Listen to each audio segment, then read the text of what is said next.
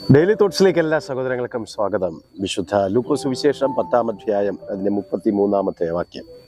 ഒരു ശമരിയക്കാരനോ വഴി പോകയിൽ അവൻ്റെ അടുക്കലെത്തി അവനെ കണ്ടിട്ട് മനസ്സലിഞ്ഞ് അരികെ ചെന്നു. പുരോഹിതൻ രക്ഷിക്കാത്ത, ലേവ്യൻ രക്ഷിക്കാത്ത, കള്ളന്മാരാൽ പിടിക്കപ്പെട്ട ഒരു സഹോദരനെ നല്ല ശമരിയക്കാരനായിരിക്കുന്ന ക്രിസ്തു കണ്ടിട്ട് മനസ്സലിഞ്ഞു. യേശുവിൻ്റെ വളരെ പ്രധാനപ്പെട്ട ഒരു പ്രത്യേകതയാണ് മനസ്സലിവുള്ളവനാണ് ദൈവം. ആരെങ്കിലും എവിടെയെങ്കിലും ആക്രമിക്കപ്പെട്ടു എന്ന് കണ്ടാൽ, തകർന്നു കിടക്കുന്നു എന്ന് കണ്ടാൽ, രോഗിയായിരിക്കുന്നു എന്ന് കണ്ടു കഴിഞ്ഞാൽ ഈ ശമരിയക്കാരന് ഒരു പ്രത്യേകതയുണ്ട്. അവൻ മനസ്സലിയുന്ന കർത്താവ്. ഇന്ന് നിങ്ങളെ ലോകത്തിലെ പലരും കണ്ടിട്ട് മനസ്സലിയാതിരിക്കുമ്പോൾ, നിങ്ങളുടെ സുഹൃത്തുക്കളും നിങ്ങൾ പ്രതീക്ഷിച്ചവരും പലരും കണ്ടിട്ട് മനസ്സലിയാതിരിക്കുമ്പോൾ, നമ്മുടെ കർത്താവ് മനസ്സലിയുന്ന ദൈവമാണ്. ആ ദൈവത്തിൽ നമുക്ക് മുറുകെ പിടിക്കാം.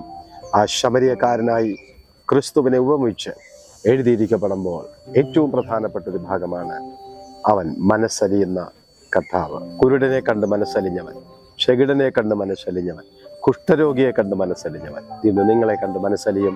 പ്രാർത്ഥിക്കാം. ഞങ്ങളധികമായി സ്നേഹിക്കുന്ന നല്ല ദൈവമേ, നല്ല സമയത്തിനായിട്ട് ഞാൻ ദൈവത്തെ സ്തുതിക്കുന്നു. ഈ സഹോദരങ്ങൾക്കായി ഞാൻ പ്രാർത്ഥിക്കുകയാണ്. കർത്താവിൻ്റെ ഏറ്റവും പ്രത്യേകതമായിട്ടുള്ള ഒരു അനുഭവമാണല്ലോ മനസ്സലിവ്. ഇന്ന് ഇവരെ കണ്ടങ്ങ് മനസ്സലിയണം. ഇവരുടെ കഷ്ടങ്ങൾ, ഇവരുടെ രോഗങ്ങൾ, ഇവരുടെ ശാരീരിക ബലഹീനതകൾ, ഇവരനുഭവിക്കുന്ന മാനസിക പിരിമുറുക്കങ്ങൾ എല്ലാം കർത്താവെ പൂർണ്ണമായിട്ടങ്ങ് മാറ്റി ആശീർവദിക്കുകയും ദൈവം അനുഗ്രഹിക്കുകയും ചെയ്യണമെന്ന് അടിയങ്ങൾ പ്രാർത്ഥിക്കുകയാണ്, അപേക്ഷിക്കുന്നു. കർത്താവിൻ്റെ ആത്മാവ് കൂടെയിരിക്കണമേ, വലുത് ചെയ്യണമേ. യേശുവിൻ നാമത്തെ പിതാവേ, ആമേൻ.